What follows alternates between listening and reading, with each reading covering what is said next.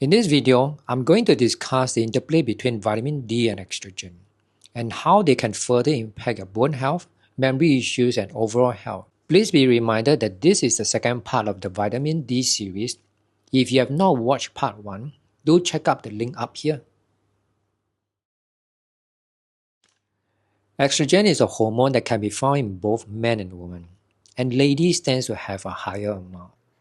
Estrogen can actually help vitamin D functions and increase vitamin D receptor expressions, which can be found nearly in all cells in our body. If someone having optimal level of estrogen, it can help vitamin D absorptions and utilizations. And with optimal level of vitamin D, it can enhance calcium absorptions and bodily functions that requires vitamin D as a regulator. So what happens when ladies undergoing menopause stage, or if they are having a chronic stress? The decline of estrogens can be affected in a multifaceted way. First, it will decrease their bone density. It can also affect their cognitive functions and mood, because the fluctuating of estrogens can impair the production of your neurotransmitters. And specifically the COMT gene, which is involved in the metabolism of dopamine and estrogen. And they can be further slowed down when epigenetic factors and polymorphism are put into the equation. Low levels of estrogen can also slow down the formation of your bone, also known as the osteoblast, and speed up the process of breaking down bones, which is also known as osteoclast. And furthermore, with low vitamin D, the decreased vitamin D receptors in bone cells can lead to weaker bones. Estrogen also stimulates the gene PEMT. And the main job of this PEMT, as mentioned in my previous video, is to produce phosphatidylcholine. And if estrogen level is low, the PEMT activity can be affected. Although low levels of phosphatidylcholine can be compensated with a high choline diet, it can be directly affected if someone's folate pathway and methylation cycle is being compromised. Under special conditions, choline can be used as an alternative route to methylate homocysteine via the PEMT enzyme.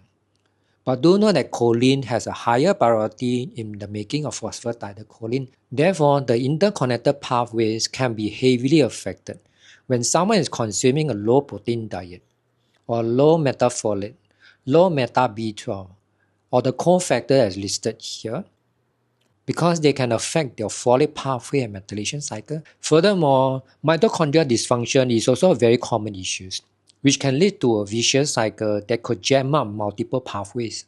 Another area which most people overlook is these epigenetic factors, which includes your heavy metals, your PFAS, microplastics, reactive oxygen species, consuming too much alcohol, and those acetaldehydes producing bacteria inside our guts. So what happens when all these pathways are being affected? In addition to a choline deficiency diet, the reduced activity of your PEMT enzyme can heavily impact your cell membrane health. When your cell membranes are leaky, the protein receptors that sit on top or embedded in your cell membranes can't function very well. Even if you're someone that does not have any issues producing all these brain chemicals, when your receptors are not activating them, it's as if there's no neurotransmitter around. Do you see where's the problem? Slow PEMT enzymatic functions can also affect your gallbladder, because phosphatidylcholine is one of the major components in the phospholipids of your bowel productions. If you want to know more details, there's a link over here which I talk about how gallbladder, pregnancy, they can be affected. Phosphatidylcholine also helps to package and transport triglycerides out of your liver to other tissues via the very low dense lipoprotein.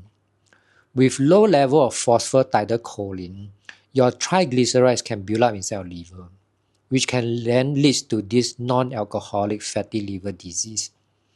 And if this condition is not being looked into, it may eventually progress to this steatohepatitis or liver cirrhosis. And if you reach this stage, this can't be reversible anymore. As for cognitive impairment, low levels of estrogens can reduce the PEMT enzymatic functions to produce phosphatidylcholine.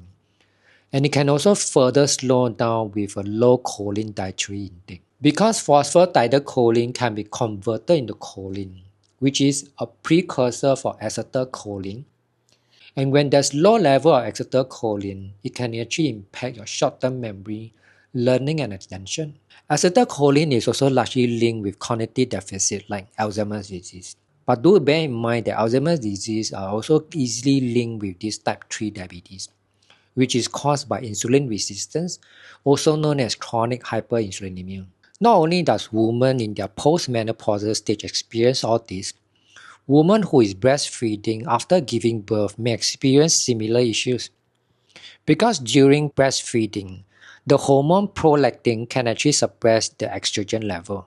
Vitamin D plays a huge role in estrogen metabolism, especially modulating aromatase activity. The active form of vitamin D can downregulate aromatase activity on breast cancer cells and can potentially reduce the effects of estrogens by these cancer cells. It also reduces the synthesis of new estrogens, thus inhibiting cancer cell growth. One of the breast cancer treatment, particularly these aromatase inhibitors, can affect estrogen level, which can then lead to an increase of bone loss. It's also the same as someone having this vitamin D deficiency. Furthermore, with vitamin D deficiency so prevalent, it can further weaken the bone and actually increase the risk of fractures. But the good news is, in order to counter all this vitamin D deficiency, all you have to do is to expose yourself with daily sunshine with a minimum of 5 minutes.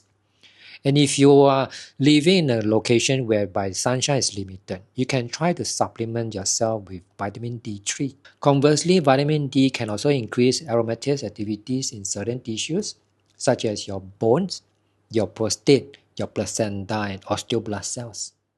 So if you see from the screen over here, I actually draft out this chart for you as a summary of what I mentioned in my part 1 and part 2 of this vitamin D series, which may create a cascade of effects if one of the pathways or one of the minerals you are deficiency in. So you can actually use this as a quick overlook to help you see a clearer picture. This chart can also help you to decide whether which type of diet is more suitable for you if you are someone looking to improve your bone health, or if you are someone having all these memory issues or postpartum depressions. And this can be downloaded inside my description box below. Okay, we have come to the end of this vitamin D series video.